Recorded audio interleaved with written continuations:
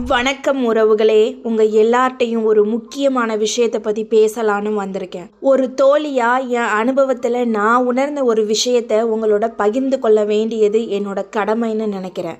வாழ்க்கையில என்னைக்காவது ஒருத்தர் அவர் யாரா வேண்டுமானாலும் இருக்கலாம் உங்களை அவமானப்படுத்தி இருக்காரா? 4 பேர் முன்னாடி உங்களை மட்டம் தட்டி பேசி இருக்கிறாரா? அந்த நிமிஷம் உங்க மனசு எவ்வளவு வலிச்சிருக்கும்னு எனக்கு புரியுது. நம்ம ரொம்ப நம்பின ஒருத்தர், நம்ம மேல அக்கறை வச்சிருப்பாங்கன்னு நினைச்ச ஒருத்தர் இப்படி நம்மளை வார்த்தையால காயப்படுத்தும் போது அந்த வலி எவ்வளவு பெருசுன்னு நமக்கு எல்லாம் தெரியும். அந்த கோபத்துல உடனே நமக்கு என்ன தோணும்? கத்தணும், சண்டை போடணும், ஏன் இப்படி பண்ணீங்கன்னு நியாயம் கேட்கணும், இல்லனா தனியா உட்கார்ந்து அழணும்னு தோணும். இது எல்லாமே இயல்பான விஷயம்தான். ஆனா நான் சொல்றத தயவு செஞ்சு கொஞ்சம் கேளுங்க. இதை எதையுமே நீங்க செய்யாதீங்க. ஏன்னா உங்களை அவமானப்படுத்தின அந்த நபர் உங்ககிட்ட இருந்து எதிர்பார்க்கிறதே இதைத்தான். நீங்க அழணும், கத்தணும், உடைஞ்சு போகணும். இதை பார்த்து ரசிக்கத்தான் அவங்க காத்துக்கிட்டு இருக்காங்க. அந்த சந்தோஷத்தை மட்டும் தயவு செஞ்சு அவங்களுக்கு கொடுத்துடாதீங்க.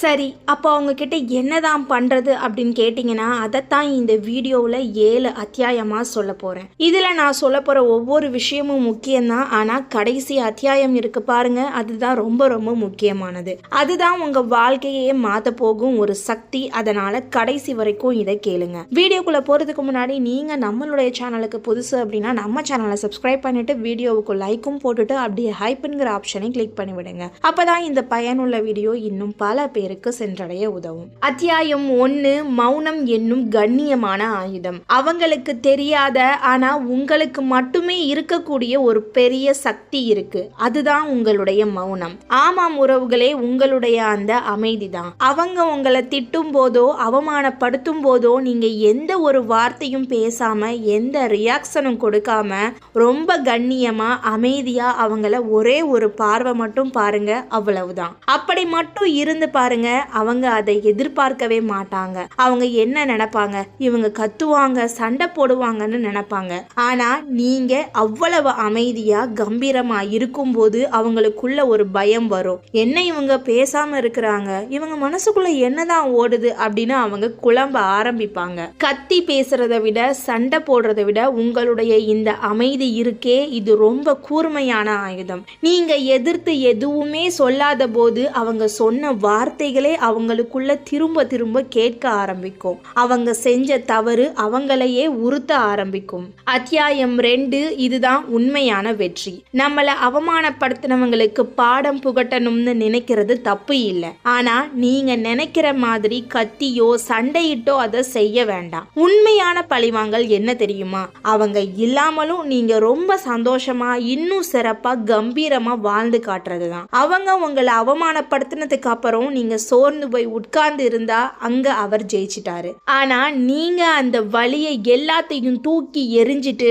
உங்க வெற்றிக்கான படிக்கட்டா அதை மாத்தினா அங்கதான் அவர் தோக்குறாரு. உங்களுடைய அந்த அமைதி அவங்க தூக்கத்தை கெடுக்கணும். அவங்க ராத்திரி படுக்கும் போது அவங்க செஞ்ச துரோகம், அவங்க பேசின வார்த்தைகள் எல்லாம் அவங்களுக்கு ஞாபகம் வரணும். ஆனா நீங்க அதையெல்லாம் ஒரு பொருட்டாவே மதிக்காம உங்க வாழ்க்கையை பார்த்து போயிட்டே இருக்கணும். அவங்களுக்கு தேவையெல்லாம் உங்களுடைய கவனம், அட்டென்ஷன் தான். நீங்க அழுது ஆர்ப்பாட்டம் பண்ணா அவங்களோட ஈகோ திருப்தி அடையும். அந்த ஈகோவை உடைக்கிற ஒரே வழி அவங்கள நீங்க சுத்தமா கண்டுக்காம விடுறது தான். நீங்க அவங்கள திரும்ப திட்ட தேவையில்லை, விளக்கம் கேட்க தேவையில்லை.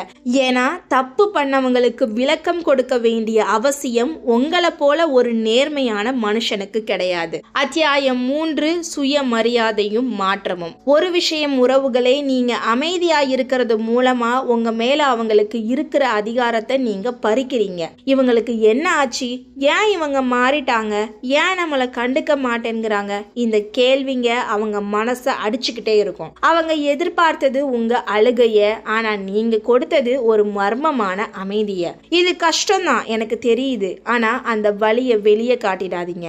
அந்த வலி உங்களை இன்னும் வலிமையானவங்களா மாத்தணும். உங்களை மதிக்காத இடத்துல உங்க பாசத்துக்கோ பேச்சுக்கோ வேலை இல்லை. உங்க வார்த்தைகளுக்கு மதிப்பு இல்லாத இடத்துல உங்க மௌனம் தான் சிறந்த பதிலா இருக்கும். என்னைக்கு உங்களை மதிக்காம பேசுனாங்களோ அன்னைக்கே அவங்க உங்க வாழ்க்கையில முக்கியத்துவத்தை இழந்துட்டாங்க. இனிமே அவங்க என்ன நினைச்சா உங்களுக்கு என்ன? நீங்க உங்களுடைய லட்சியத்தை நோக்கி தலை நிமிர்ந்து போயிட்டே இருங்க. அத்தியாயம் 4, அவர்கள் வருந்தும் நேரம். ஒன்னு சொல்ற உறவுகளே, காலம் கண்டிப்பா மாறும். இன்னைக்கு அவங்க உங்களை அவமானப்படுத்தி சிரிக்கலாம், ஆனா என்னைக்காவது ஒரு நாள் அவங்க தனிமையில இருக்கும்போது உங்களுடைய அந்த அமைதி அவங்கள உறுத்தும். அன்னைக்கு அவங்களுக்கு புரியும், நான் ரொம்ப தப்பு பண்ணிட்டேன், அவங்க சாதாரணமானவங்க இல்ல, ரொம்பவும் சுயமரியாதை உள்ளவங்க அப்படின்னு உணர்வாங்க. அவங்க திரும்ப வந்து உங்ககிட்ட பேச முயற்சி பண்ணலாம். ஆனா அப்ப நீங்க என்ன செய்யணும் தெரியுமா? எதுவும் பேசாதீங்க. சும்மா ஒரு புன்னகை, ஒரு மெல்லிய சிரிப்பு சிரிச்சுட்டு அவங்கள தாண்டி கடந்து போயிட்டே இருங்க.